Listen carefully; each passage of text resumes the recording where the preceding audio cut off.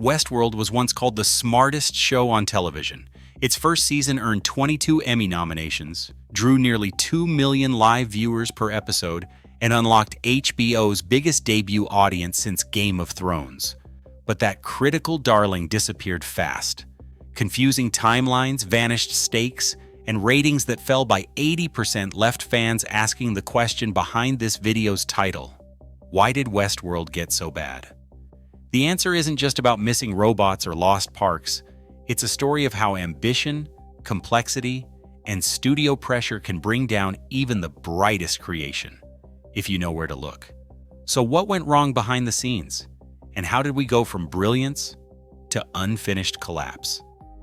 In 2016, Westworld's debut season didn't just meet expectations, it set new standards for what television could achieve. The numbers alone tell the story. On Rotten Tomatoes, critics awarded the show an 87% score, averaging over 8 out of 10 across nearly 400 reviews. Metacritic echoed the acclaim with a score of 74 out of 100. But it wasn't just critics. Each episode pulled in an average of 1.82 million live viewers on HBO, with total viewership, including streaming, soaring to 12 million. That made Westworld the most watched first season in HBO's history, outpacing even the launch of Game of Thrones. The industry took notice. When Emmy nominations were announced, Westworld stood shoulder to shoulder with the network's biggest dramas, racking up 22 nominations and taking home 5 wins in 2017. Thandie Newton's performance as Maeve was singled out for Outstanding Supporting Actress, while the technical team swept awards for visual effects and sound mixing. For a new series, this was rare air. Westworld became the water cooler show, the subject of think pieces, Reddit megathreads, and late-night debates about its puzzles and philosophy. The numbers weren't just good, they were historic. And with those figures, Westworld set a benchmark for what prestige television could look like in the streaming era. From the very first episode, Westworld pulled viewers into a puzzle box that was as much about philosophy as it was about plot twists. The show's creators, Jonathan Nolan and Lisa Joy, designed the narrative like a maze, one that didn't just tease with mystery, but actually rewarded careful attention. Every clue, from Dolores' looping journey to Bernard's quiet doubts, was engineered to serve the character's search for meaning. The maze itself, revealed in the season finale, wasn't just a plot device. It was a metaphor for consciousness, a test of whether the hosts could break free from their programming and become truly alive. Anthony Hopkins anchored this world with a performance that was both chilling and deeply human. As Dr. Robert Ford, he balanced godlike control with moments of genuine vulnerability. His motives remained layered until the very end, making every scene with him feel loaded with possibility. But it wasn't just Ford. Dolores, played by Evan Rachel Wood, transformed from a damsel trapped in a narrative loop to a figure of self-discovery. Maeve, brought to life by Thandie Newton, became the emotional core, a host who fought not just for survival, but for her own agency. Bernard's journey, too, was quietly devastating, as he grappled with the truth of his own identity. What made all this work was the show's commitment to letting big ideas grow out of character. Questions about free will, memory, and what it means to be human weren't just window dressing. They were embedded in every choice the hosts made. By the time the maze's secret was revealed in episode 10, viewers felt they'd earned the answer alongside the characters. That sense of emotional investment, of caring about what happened to Dolores or Maeve, was the show's real triumph. It's what made Westworld's first season feel not just clever, but meaningful. Season 2 arrived with even higher expectations and a much bigger budget. Over $107 million for the run. But this time, the puzzles started to outnumber the answers.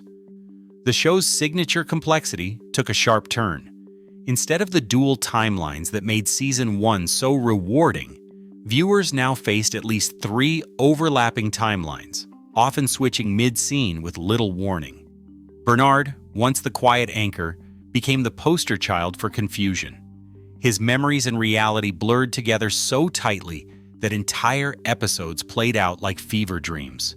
Recap guides and timeline charts became essential just to keep track of when or even who he was. Shogun World was introduced with dazzling visuals and kinetic fight scenes, but beneath the spectacle, there was little substance. What could have been a deep exploration of cultural parallels ended up feeling like a side quest, more about showing off production values than advancing the story or characters. The sense of mystery that once drew people in now left many feeling lost. Audience numbers reflected the strain. Live viewership dropped to an average of 1.57 million per episode. Still strong, but a clear dip from the previous season's high. Rotten Tomatoes critics gave Season 2 an 86%, but episode scores trended downward and audience enthusiasm cooled. Still, there were flashes of brilliance. The episode Kiksuya, centered on Akacheta's journey, earned widespread praise for its emotional depth and clarity. Proof that when the show slowed down and focused, it could still deliver. But for many, the mounting narrative gymnastics and Bernard's scrambled perspective turned intrigue into exhaustion. Season 3 opened with a promise of reinvention, but what arrived felt more like a transplant.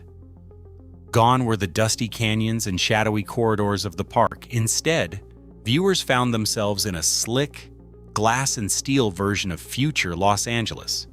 One that looked expensive, but strangely empty. Westworld's unique blend of Western and sci-fi was traded for a generic dystopia.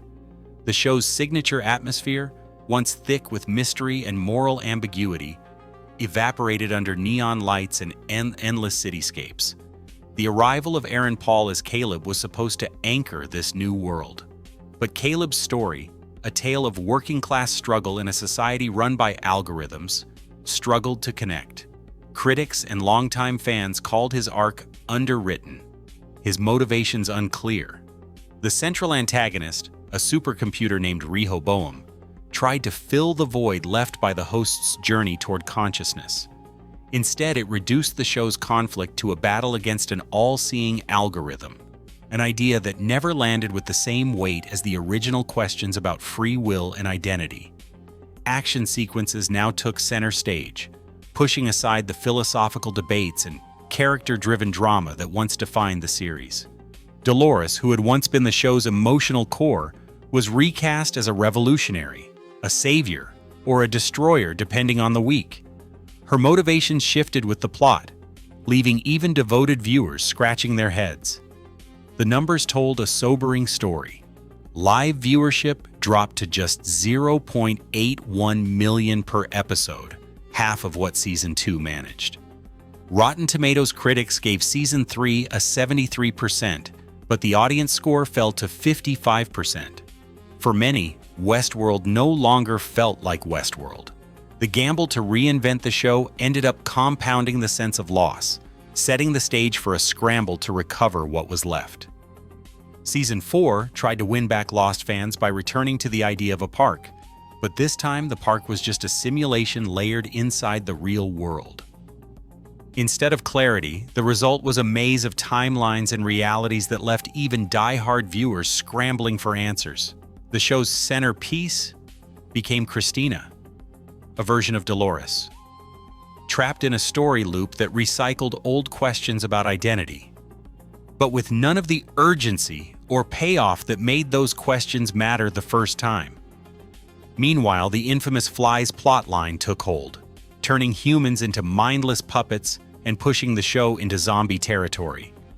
Critics and fans called out the repetition and confusion, with Rotten Tomatoes audience scores sliding to 57%. By this point, Westworld's complexity had stopped feeling smart and started feeling exhausting. HBO's decision came down to numbers that no longer added up. By the time Season 4 wrapped, Westworld's budget had ballooned to over $160 million, but live viewership had sunk to just 350,000 per episode. That's a cost per viewer that dwarfed even the most lavish shows on television. Behind the scenes, the network weighed the price of another season, upwards of $180 million, against shrinking buzz and a fan base that had mostly moved on.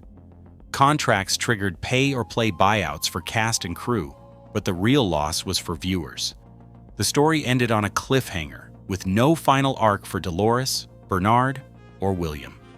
Fans who had invested years were left with nothing but unanswered questions and a cautionary tale about ambition outpacing connection.